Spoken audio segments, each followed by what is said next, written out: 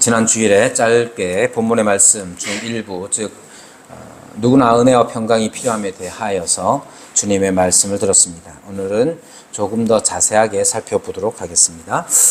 사도 요한이 은혜와 평강을 구합니다. 이것은 한편으로 생각하면 아주 정형화된 인사이기도 합니다. 즉 신약 서신서들은 이렇게 은혜와 평강을 구하는 것으로 서신, 즉 편지 글을 시작을 한단 말이죠. 그러니까 은혜와 평강을 구하는 이 내용이 한편으로 생각하면 아주 정형화된 그러한 일이기도 하지만, 그러한 표현이기도 하지만, 그것이 왜 정형화됐을까 생각해 보면 이것 자체가 우리의 실존에 있어서 너무나 필요한 일이기 때문에 그렇습니다. 지난주에도 말씀드렸지만 한국 사람들이 주로 아침에 인사를 할 때에 안녕하시냐고 묻습니다. 안녕하십니까? 안녕, 평안. 그 자체가 왜 안녕과 평안을 항상 묻느냐 하면 우리네 삶이 그렇지 못할 때가 많았기 때문이겠죠. 그리고 항상 우리나라 사람들 예로부터 인사가 식사하셨습니까? 진지 드셨습니까? 왜 그러냐면 밥 먹는 것 자체가 쉬운 일이 아니기 때문에 그런 거죠. 은혜와 평강을 구하는 이 아주 정형화된 이 인사말 자체가 담고 있는 의미들을 좀 더 살펴보도록 하겠습니다. 먼저 4절에서 요한은 그 수신자에 대하여서 이렇게 말합니다. 아시아에 있는 7 교회에 편지한다고 밝힙니다. 그러니까 이 은혜와 평강을 구한다 하는 이 편지글, 이 서신의 대상, 수신자가 누구냐면 아시아에 있는 7 교회인 것이죠. 지금 우리가 아시아라는 말을 들으면 우리나라 사람들은 우리나라를 중심으로 해서 중국이나 일본 이렇게 쉽게 떠올립니다만 엄밀히 말하면 이 세 나라는 극동아시아라고 부를 수 있는 것이죠. 그렇다면 이 아시아라는 말은 언제부터 사용됐느냐 하면 대단히 이제 어떻게 보면 서양 중심적인 표현인데 고대 그리스 사람들은 자기네들 편에서 볼 때의 동쪽, 그러니까 해 뜨는 곳을 아나톨레라고 불렀습니다. 그래서 아나톨리아라고 부르기도 했죠. 그 지역이 어디냐면 지금의 투르키예 지역입니다. 투르키예 지역을 아나톨레라고 해 뜨는 곳이라고 명칭을 했고, 아나톨레 그러면 해가 뜨는 방향에 있는 저 투르키예 땅, 저쪽 지역을 아나톨레라고 불렀고, 그것이 이어져서 로마 제국 시대에는 로마가 그것을 점령하고 자기네 속주로 삼았을 때의 명칭을 아시아라고 이름을 붙인 것이죠. 그리고 오늘 본문에 2장 3장에 나오는 이 7 교회들은 소아시아, 영어로 하면 아시아 마이너라고 불리는 그 소아시아 지역을 말합니다. 물론 이 아시아라는 단어의 뜻이 이 어원이 어디에서 왔느냐 하는 건 뭐 여러 가지 설이 있습니다. 여러 가지 설이 있지만 그것은 여기서 지금 다룰 것은 아니고, 중요한 건 이 아시아에 있는 7 교회라고 했을 때 아시아에는 7 교회만 있느냐, 교회가 7 교회는 있냐? 그렇지 않아요. 아시아에 있으면서 이 소아시아 지역에 있으면서 여기에 언급이 안 되는 유명한 교회가 있어요. 어디냐면 골로새 교회예요. 골로새 교회는 유명하죠. 왜 유명합니까? 사도 바울이 골로새 교회에 편지를 썼어요. 그러니까 골로새 교회가 있다는 건 분명한데 그 어디냐? 소아시아 지역에 있습니다. 그리고 골로새서에 보면 거기에 언급되는 또 하나의 교회가 있는데 히에라볼리 교회가 있습니다. 라오디게아 근처에 있는 히에라볼리 교회가 또 있고, 그리고 사도행전에 등장하는 드로아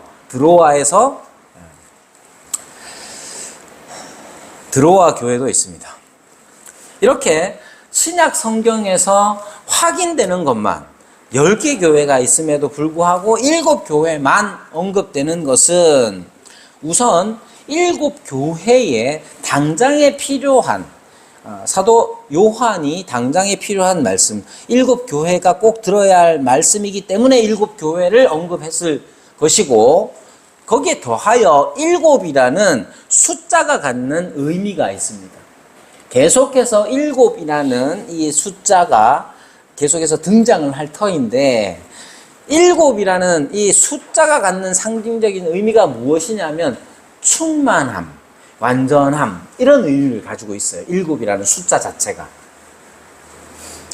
그렇게 보면 이 7교회, 사도 요한이 지금 편지를 쓰고 있는 수신자인 7교회라는 것은 단순하게 그때 당시에 소아시아에 있었던, 그리고 2장, 3장에서 계속 언급되는 7개의 교회만을 의미하는 것이 아니라 7이라는 숫자가 상징하는 바 주님께서 이 땅에 오셔서 세우신 교회, 우리를 기준으로 하자면 과거에 있었던 교회나 아니면 현재의 교회나 아니면 장래에 있을 교회까지 다 포함해서 7교회라고 말할 수 있는 것이죠. 그러니까 7교회, 단지 7교회만이 아니라 당시의 모든 교회와 지금에 이르기까지, 그리고 앞으로 주님이 오실 때까지 모든 교회들에게 주시는 말씀이 뭐냐? 오늘 요한계시록이 그 말씀이라는 겁니다. 즉,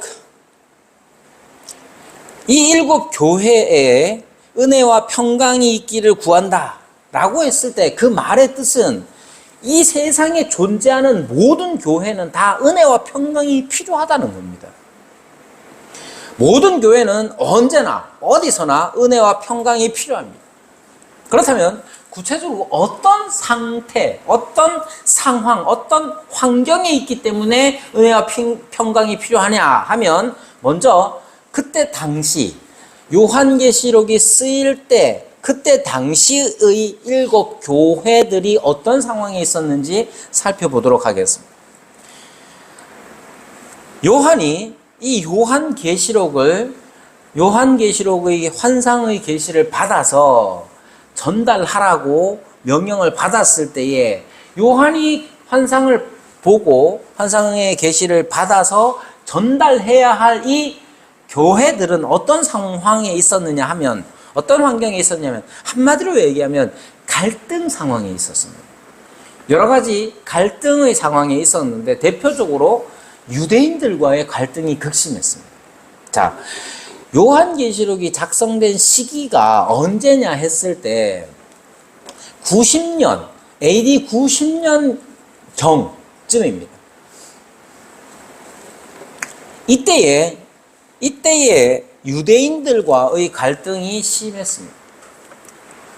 먼저 이 유대인들은 로마 제국 하에서 자기들의 종교를 인정받았어요. 이 로마 제국 자체가 그래요. 로마 제국 자체가 어디를 점령을 하잖아요. 점령을 하면 야, 너네는 우리 것만 믿어야 돼, 이런 식으로 하지 않고 너네들이 믿는 거 믿어도 돼. 단 조건이 하나예요. 뭐냐? 로마 제국에 충성을 하느냐 여부예요. 로마 제국에 만약에 반항을 하거나 저항을 한다면 그걸 용납하지 않습니다. 유대교도 로마 당국에 의해서 적법한 종교로 인정을 받았습니다. 그래서 로마 제국 안에 살던 유대인들은 자기들만의 지방법, 로컬로를 만들어서 집행할 수도 있었습니다. 그래서 사내들인 공회가 모여서 예수님을 어떻게 할 건지 결정하기도 했단 말이죠. 그런 식으로 이 유대교는 자기들의 자치권을 어느 정도, 종교적 자치권을 인정받아서 로마 제국 하에서 살아갔습니다. 이것은 기독교인들에게는 또한 유리한 점이 있었어요. 왜냐하면 로마 사회에서 기독교는 유대교의 분파 정도로 생각했던 거예요. 왜냐하면 그 구성원들이 맨 처음 기독교인들은 먼저 유대 땅에서 시작되었기 때문에 유대인인 예수를 믿는 사람들로 구성되었다고 생각했기 때문에 로마 제국의 입장에서 보면 기독교인들은 또 다른 종교라기보다는 유대교와 비슷한 유대교의 한 분파 정도로 생각했던 거죠. 좀 씁쓸한 얘기를 하자면 저희 선배 목사님이 한참 기수가 높은 선배 목사님이 다른 교단 목사님을 만나가지고 교단을 소개할 때 어떻게 소개했느냐 하면 우리 합동입니다 이런 식으로 얘기하더라고요. 저는 이제 합동에 있다가 합신으로 간 사람이라서 합신에 대한 프라이드가 엄청나거든요. 그래서 이제 합동 교단이 제일 커요. 우리나라에서 제일 큰 교단인데 우리가 속한 이 합신 교단은 합동 교단에 비하면 10분의 1도 안 돼요.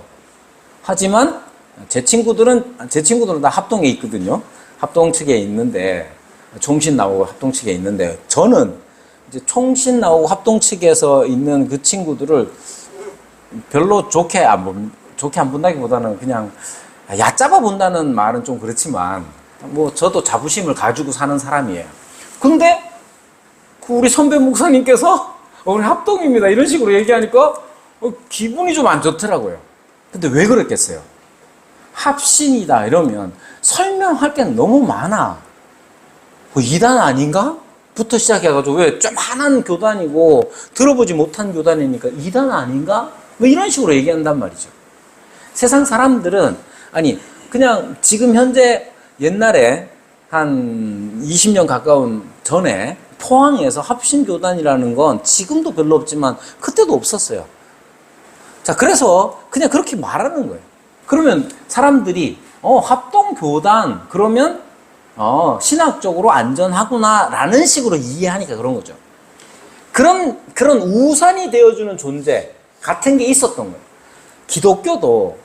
기독교가 우리는 유대교인이에요 이렇게 말하진 않지만 세상 사람들 로마 제국에서 볼 때에는 기독교라는 생소한 어떤 종교가 새로 생겨났다고 했을 때에는 경계의 눈초리가 큰데 그것을 유대교 안의 어떤 것으로 생각을 하면 이전에 있었던 것들 이렇게 생각하니까 기독교인들은 그 덕을 유대교의 덕을 본 것이죠. 그렇지만 로마에서 64년도에 화재가 발생합니다. 네로 때에. 그리고 그때에 네로는 로마의 화재를 기독교인이 불을 질렀다라고 핑계를 댑니다. 그뿐만 아니라 유대 전쟁이 66년에서 70년에 있었고 70년에 예루살렘이 다시 파괴가 됐죠. 70년에 예루살렘이 멸망하면서 유대인들은 기독교인들을 회당에서 출교시켜버립니다. 그리고 이것이 결국 로마 제국 하에서 굉장히 불리하게 작용을 하죠. 유대인들은 그리스도인들을 로마 당국에 고소하고 그리스도인들에게 극단적인 태도를 취하게 됩니다. 그래서 이때 당시에 유대교와 기독교인들 사이에 갈등이 심하게 일어났고 어려움을 매우 당했던 것입니다. 뿐만 아니라 기독교인들은 어떤 상황에 있었냐, 교회는 어떤 상황에 있었냐면 이교적인 환경 속에 있었습니다. 이교적인 환경 속이라는 것은 로마 제국의 힘과는 별개로 또 종교적으로 이교적인 환경 속에서 있을 수밖에 없었던 것이죠. 그래서 법정이나 극장에서 신에게 맹세하는 일, 이교의 여러 신들에게 제사하는 일, 우상에게 바친 제물을 먹는 일, 이런 일들이 계속해서 그냥 일상적인 환경이었습니다. 그 속에서 살아가다 보니까 갈등이 생겨날 수밖에 없는 것이죠. 또한 앞서 잠시 말씀드린 로마와의 갈등도 있었습니다. 그 중에는 그 중에는 이제 로마 사람들이, 로마 제국이 부자들과 가난한 자들에 대한 심각한 갈등들이 있었어요. 부자들은 더 부자가 되지만 가난한 사람들은 계속해서 가난해지는 이런 일들이 있었고, 이 시기에는 그것이 소아시아 지역에도 팽배하게 됐던 것이죠. 그뿐만 아니라 네로 황제 때부터는 황제 숭배가 본격화되는데, 그 이전에는 로마 황제가 신이 되기도 했는데, 언제 신이 되느냐면 그가 죽었을 때 신이 됩니다. 대표적으로 카이사르를 신격화한 사람이 아우구스투스는 자기의 양아버지죠. 원래 먼 친척 할아버지 뻘 되는 사람인데, 카이사르가 이 아우구스투스를 자기의 양아들로 삼으며 자기의 모든 권력을 이어줍니다. 그리고 권력을 잡았을 때 이 아우구스투스가 했던 일 중에 하나가 뭐냐면 카이사르를 신격화하는 일이었어요. 아우구스투스도 죽은 다음에 신격화됩니다. 근데 네로는 자기가 살아있는 동안에 자기를 신격화합니다. 어떤 방식으로 하느냐면, 로마의 동전이 있는데 거기에 자기의 형상을 새겨요. 근데 자기의 형상을 어떤 방식으로 새기냐면, 아폴로 신의 형상으로 자기 형상을 심어서 동전을 발행합니다. 그런 식으로 이제 공공연하게 이 네로는 자기가 신인 것처럼 행세하면서 우상숭배를 강요하는 것이죠. 물론 이 우상숭배가 직접적으로 강요되었다기보다는, 특히 소아시아 같은 식민 지배를 당하고 있는 곳에서는 로마에게 잘 보이기 위해서 황제 숭배를 하는 거예요.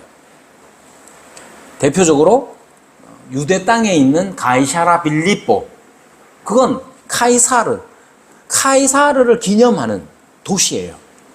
그런 식으로 황제 숭배는 특히 식민 지배를 받고 있는 곳에서 더 보편화되었던 것이죠. 즉, 지금 요한계시록의 말씀을 듣고 있는 사람들은 어떤 환경에 있었느냐 하면, 대표적으로 유대인들과 갈등이 있었고, 이교적인 환경 속에서 어려움을 겪고 있었고, 로마 제국이 강요하는 그 모든 제국적 압박 속에 있었던 거예요. 그렇기 때문에 이 교회들은 많은 어려움을 겪게 되는 것이죠. 갈등이라는 건 언제 일어나느냐 하면 다를 때 일어납니다. 여러분, 남자와 여자가 좋아서 결혼을 하죠. 좋아서 결혼을 합니다. 연애할 때는, 저도 한 1년 정도 연애를 했는데, 연애할 때는 싸우는 일이 거의 없었어요. 물론 제가 아주 특출나게 잘못을 해서 한번 혼난 적은 있지만 서로 싸운 적은 별로 없어요. 근데 결혼해서는 어떻게 되느냐? 결혼해서는 싸움이 더 많이 일어나죠. 왜 일어날까요, 싸움이? 지 좋아서 결혼했는데? 달라서 그래요. 다르면 그 다른 것 때문에 갈등이 생겨나고, 그 갈등이 이 힘의 균형이 잘 안 맞으면 한쪽이 더 우세하다. 그럼 이제 고난을 받게 되는 거죠. 교회도 여러 모양으로 세상 속에 있으면서 여러 모양으로 이 세상과 다른 게 있단 말이죠. 그 다른 것 때문에 갈등이 생겨나는 겁니다. 그러니까 핵심적으로 중요한 건 뭐냐면, 무엇이 다르냐 하는 거예요. 여러분, 이 세상에서 갈등이 일어나지 않는 건 없어요. 심지어 부부 간에도 갈등이 있어요. 무엇 때문에 갈등이 있느냐? 무엇이 다르냐가 핵심적인 겁니다. 교회와 세상의 관계도 갈등이 일어날 수밖에 없는데, 무엇 때문에 갈등이 일어나느냐를 아는 게 중요합니다. 여러분, 뭐가 다르냐? 신앙이 다릅니다. 믿는 바가 다르단 말이죠. 우리의 믿음이라는 것이 세상이 믿고 살아가는 것과 다르기 때문에 갈등이 일어나는 거예요. 그럼 여기서 믿음이라는 것이 무엇이냐를 생각할 때에, 믿음이라는 게 단지 인식의 문제가 아님을 알아야 됩니다. 여러분, 우리가 하나님을 믿습니다 라고 했을 때 그 믿음이라는 건 하나님이 계셔요. 장건아, 하나님 계시나 안 계시나? 그렇지, 계시죠. 믿나? 그래요. 근데 창건이 믿음은 참 믿음일까요? 아닐까요? 여러분, 다시 말하자면, 제가 창건이 얘기하는 건 교회 대표입니다. 여러분, 다 대답해 보세요. 여러분, 믿음이라는 게 어떤 거냐 했을 때, 이런 거. 이순신이 거북선 만들었습니까? 안 만들었습니까?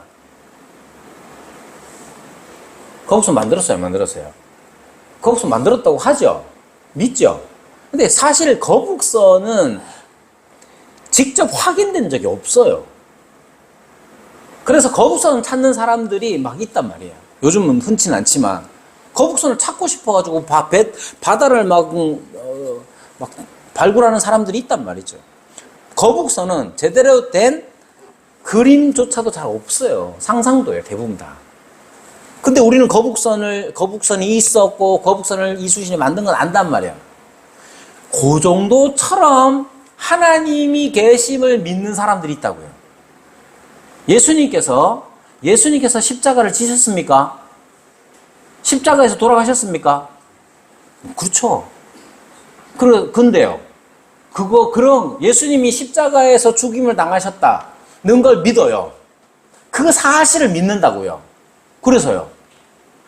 이순신이 거북선 타고 외적을 물리쳤다는 것, 그 믿음하고 별반 다를 게 없다 이 말이에요.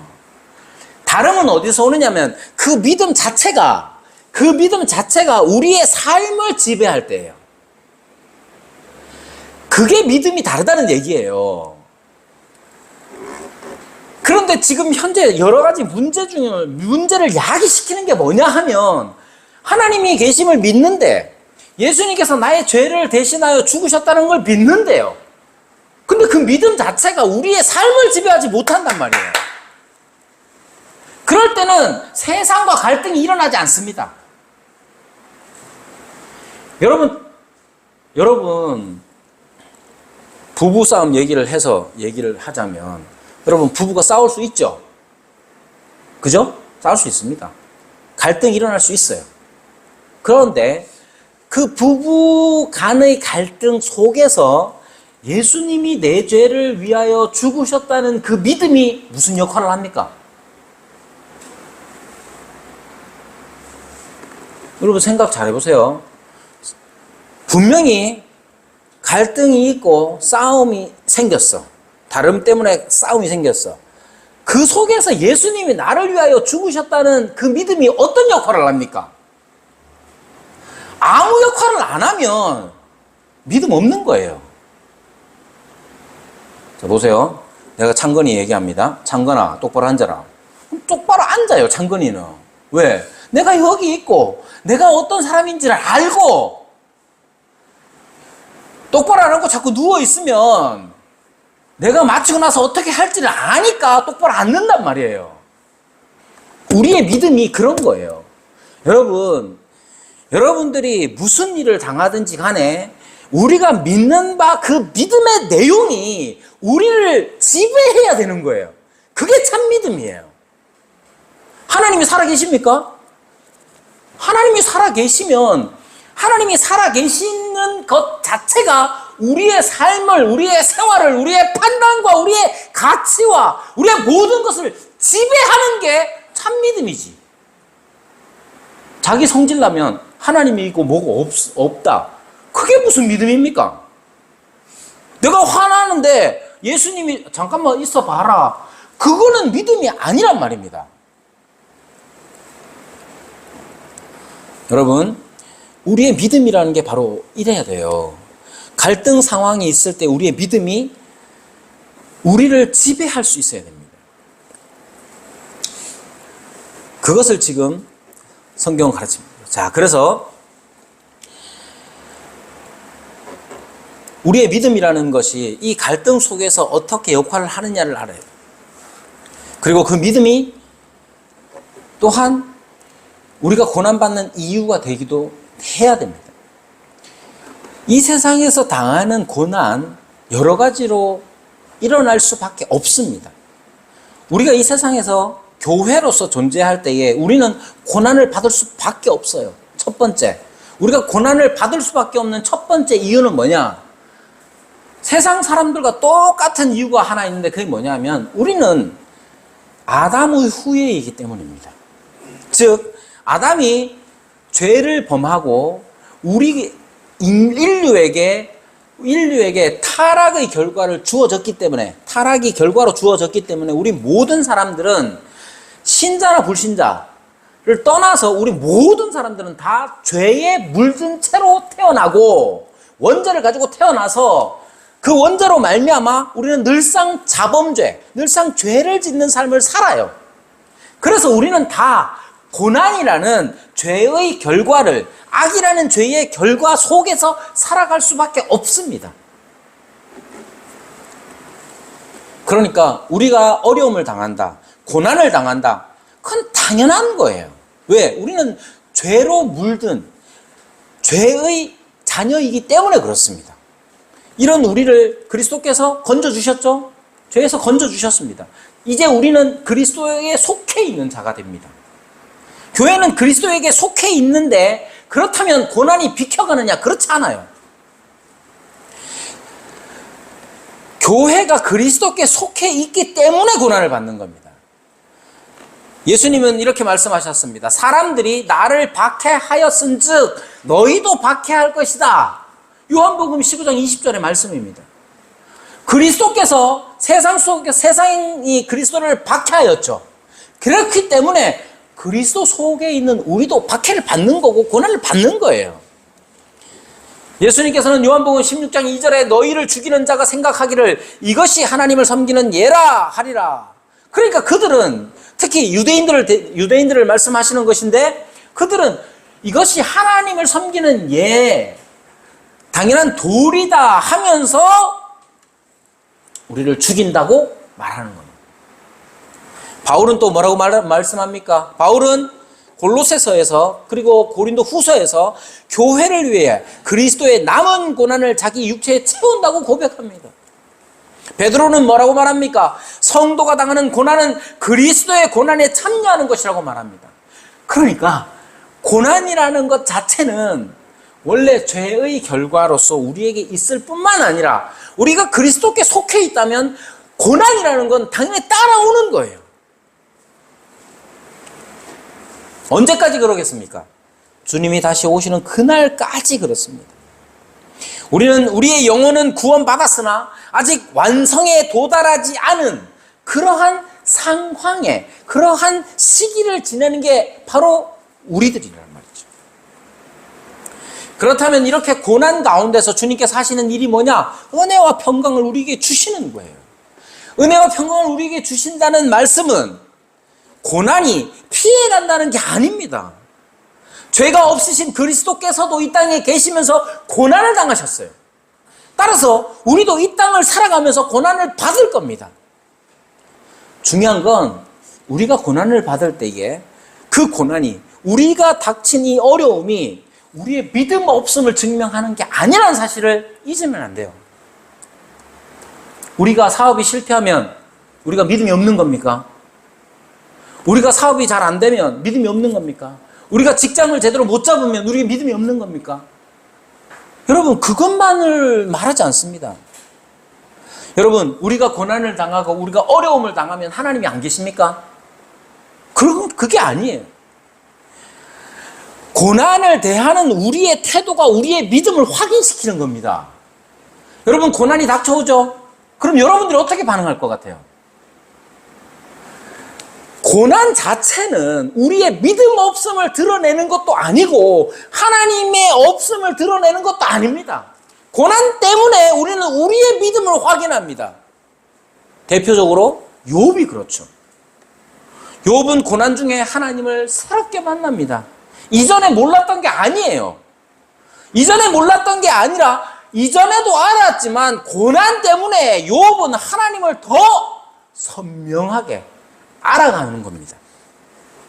여러분, 갈등이 주는 갈등의 원인, 우리의 믿음 때문에 그렇습니다.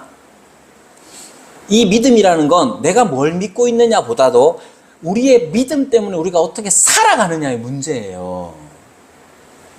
제 친구는 까맣게 잊었지만 지난번에 왔던 그 친구는 고등학교 때 제가 그 친구한테 그 뭐 다툼이 있어가지고 내가 용서하기로 했다 그랬더니 왜? 그랬더니 오늘 성경 묵상을 했더니 하나님께서 내게 그런 마음을 주셨다. 그래서 내가 너를 용서하기로 했다 그랬더니 내 친구가 나를 보면서 한 말이 뭐냐? 미쳤나? 그러더라고요.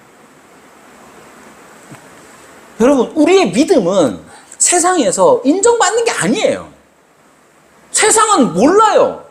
우리가 왜 용서할 힘이 어디에서 생기는지, 우리가 뭐 아무것도 없으면서 이 세상을 어떻게 그렇게 당당하게 살아갈 수 있는지 모릅니다.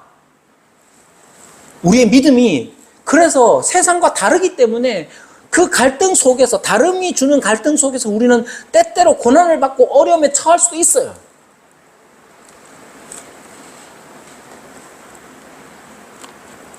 (15일) 우리 교회에 출석했던 친구가, 학생이 이제 결혼해서 몇 년 만에, 결혼하기 전에 인사한다고 오고 이제 6년 지나서 애 둘 데리고 왔어요. 그 친구가 뭘 하느냐, 여기서 뭐 하다가 이제 서울대 대학원 갔다가 졸업하고 부동산 개발 쪽으로 해요. 공인중개사 이런 게 아니고 도시를 개발하는 뭐 이런 걸 한단 말이에요. 최근에 회사를 적절한 때에 잘 옮겼다고 그러더라고요. 그러면서 본인이 이제 접대도 해야 되고 하니까 그게 되게 이제 어렵게 느껴진다는 거예요. 저는 이제 그쪽을 잘 모르지만 이 세상에서 부동산 개발 같은 거를 하는 사람이 누군가를 접대할 때에 그 접대하는 방식이 어떨까? 우리 대부분 다 짐작한단 말이죠. 사업을 위해서 접대를 해야 되는 상황, 필요한 것 같기도 하고, 그런데 그게 어떤 방식으로 되어질지 대충 짐작을 한단 말이죠. 그럼 우리는 해야 될 걸 말아야 될까요? 그 속에서 하나님의 계심과 우리의 믿음은 어떻게 작동할까요? 그럼 우리는 어떻게 될까요? 온갖 생각들이 많이 들죠. 그러나 여러분, 우리가 하나님께서 원치 않은 방식을 통해서 뭔가를 해서 오는 어려움들은, 고난들은, 그것은 우리의 믿음 없음을 드러낼 뿐입니다. 우리가 고난을 받을 때에 우리의 믿음 없음이 드러나기도 하고, 우리가 고난을 받을 때에 도리어 우리의 믿음이 더 드러나기도 합니다. 계시록은 박해받는 상황, 어려움을 당한 교회를 향하여 기록되었습니다. 이미 7 교회는 박해에 직면해 있고 앞으로도 박해를 받을 것입니다.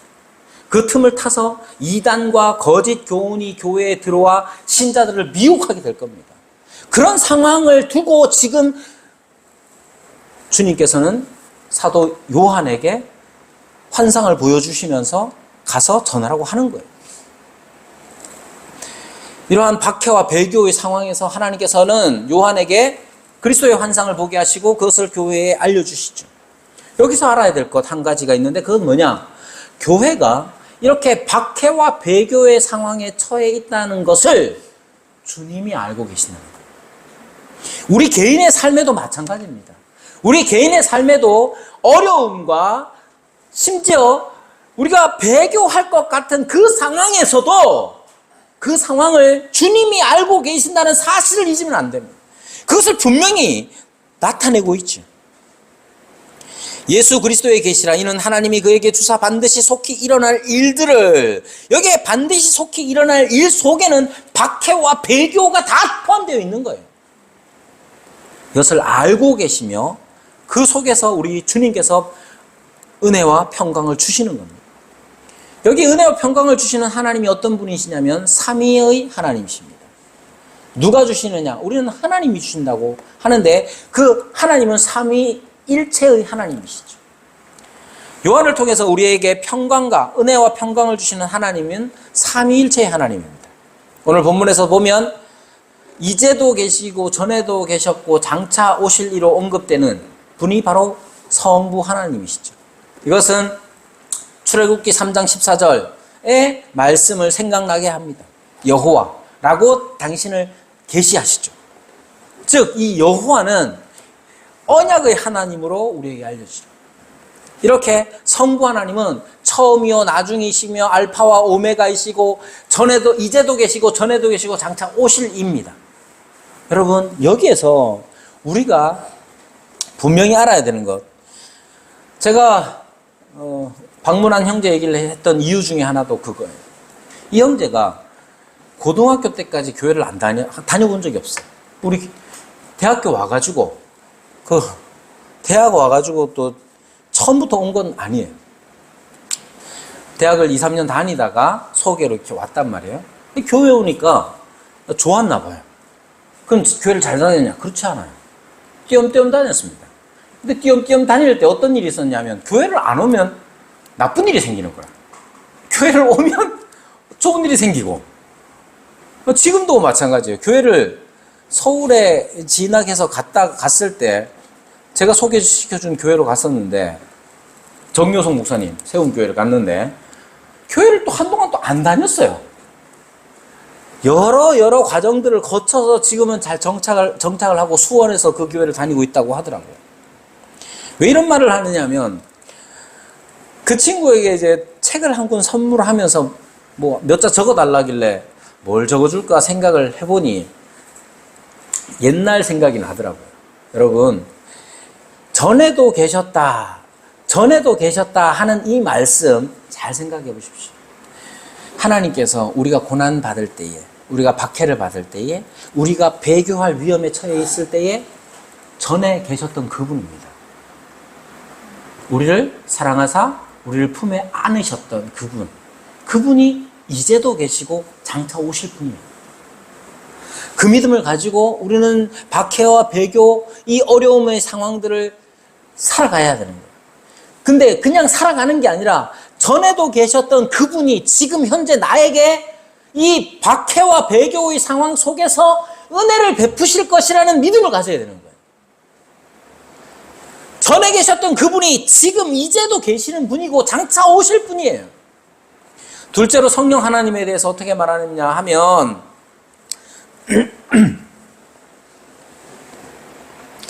4절 끄트머리에 이렇게 말하죠. 그의 보좌 앞에 있는 일곱 영은 스가랴 4장 10절에 등장하는 온 세상에 두루 행하는 여호와의 일곱 눈과 관련이 있습니다. 즉 성령 하나님을 일곱 영으로 소개하고 있는 것이죠. 일곱 영은 바로 성령 하나님이고, 그리고 이 일곱 영이라고 했을 때 스가랴 4장 10절에 나오는 온 세상에 두루 행하는 여호와의 일곱 눈, 그 눈이 바로 성령이시죠. 왜 일곱 눈으로 소개된 이 스가랴서를 인유하여서 이렇게 표현하느냐 하면, 바로 성령께서 일곱 눈을 가지신 일곱 영이신 그분은 우리의 모든 것을 보고 계시며 알고 계신다는 사실을 가르치고 있는 겁니다. 성령은 일곱 눈과 일곱 영으로 묘사되고 있는데, 그것이 바로 성령께서 하시는 감찰하고 밝히시는 능력 때문에 그렇습니다. 그러니까 성령께서는 세상의 일을 완전하게 그리고 충분히 살피고 아시기 때문에 일곱 영으로 지금 소개하고 있는 거예요. 우리의 모든 것을 알고 계십니다. 우리가 얼마나 죄에 약한지도 알고 계시죠? 뿐만 아니라 우리가 아주 죄에 약한 존재이지만 늘상 죄를 후회하며 올바른 믿음 가운데 거하기를 갈구하는 새로운 영혼이 되었다는 사실도 성령께서는 보고 계십니다. 그리고 우리를 도우시죠.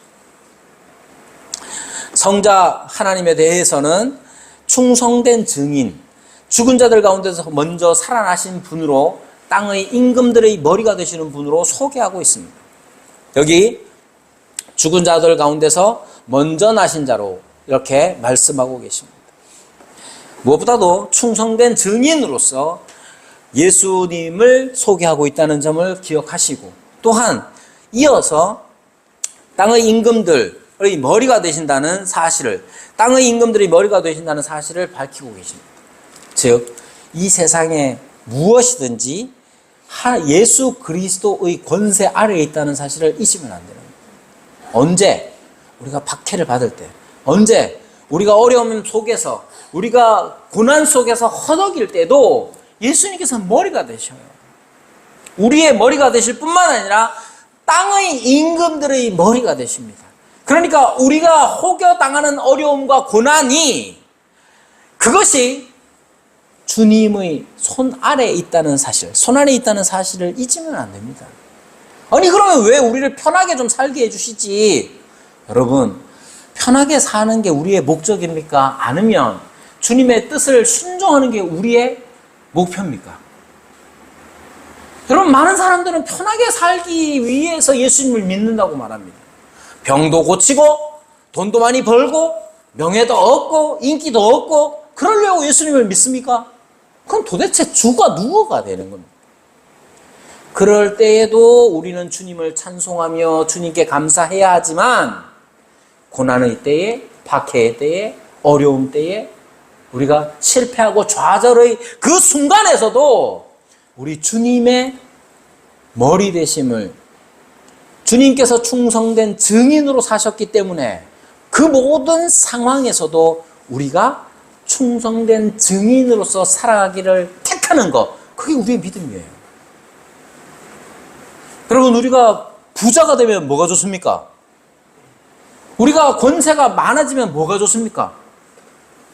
좋은 게 다 있습니다. 좋은 게 있죠. 왜 없겠어요? 제가 그 친구한테 부동산 개발하면 돈 많이 벌겠네. 돈 많이 벌어라. 돈 많이 벌어서 우리 예배당 지을 때 헌금 많이 해라. 그랬어요. 아니, 돈 많이 벌면 헌금도 하고 하는 거지. 돈 많이 버는 게 나쁜 건 아니에요. 돈 많이 벌어서 주님의 뜻을 행하는 게 중요하죠. 반대도 마찬가지입니다. 우리가 가난하면, 우리가 실패하고 좌절, 우리가 어려움을 당하면 주님의 순종할 주님의 뜻이 없습니까? 아니에요. 우리가 부유하든 가난하든, 우리가 성공하든 실패하든, 우리는 언제나 우리가 따라야 할 주님의 뜻이 있다는 사실을 잊으면 안 됩니다. 그것을 가능하게 하는 것이 뭐냐? 주의 은혜요. 그 은혜를 누릴 때에 그 은혜를 받을 때에 우리 마음에서 일어나는 평강. 그것이 바로 주님이 주시는 평강이죠. 그러므로 여러분, 우리가 어떤 상황을 살아가든지 은혜와 평강을 구하는 자가 되어야 합니다. 그것은 어디서 옵니까? 성삼위 하나님에게서 옵니다. 전에도 계셨고 이제도 계시고 장차 오실 그 성부 하나님, 그리고 보좌 앞의 7 영으로서 우리의 모든 것을 감찰하시고 알고 계시는 그 성령님의 함께 하시는 역사와 우리에게 충성된 증인으로서 여전히 계시는 그리스도의 본을 따라서 우리의 믿음을 살아갈 때에 살아가게 하는 은혜가 우리에게 있으며 그 은혜를 받아서 어떤 어려움 속에서도 어떤 박해 속에서도 마음의 평강 가운데 주님의 뜻을 이루어가는 삶, 그것이 교회의 삶이요 신자의 삶입니다. 그런 은혜를 마음껏 누리는 저와 여러분이 되기를 바랍니다.